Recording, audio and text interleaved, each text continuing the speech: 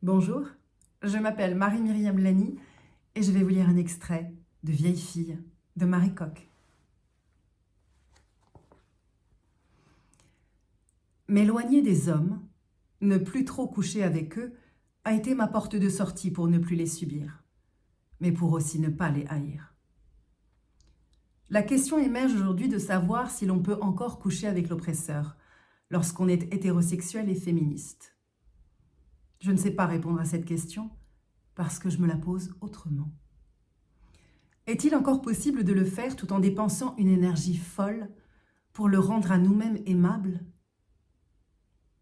Et là, la réponse est non.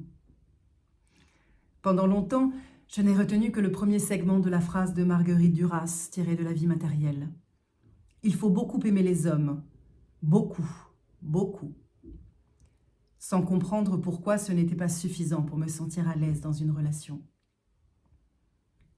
Aujourd'hui, je me souviens de la phrase dans son intégralité.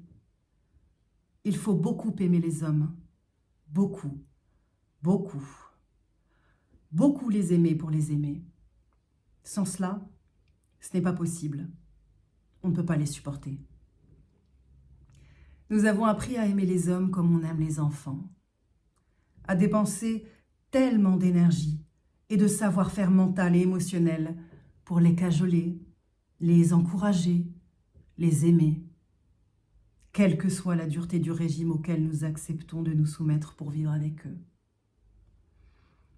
À trouver de la beauté et de la joie dans l'asservissement, de la fierté dans l'épanouissement d'une autre personne que nous-mêmes.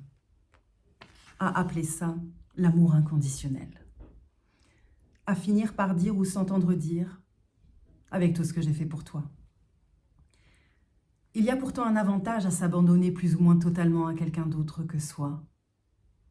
Celui de ne pas se heurter, ou pour le moins de retarder le choc, à son propre vertige existentiel.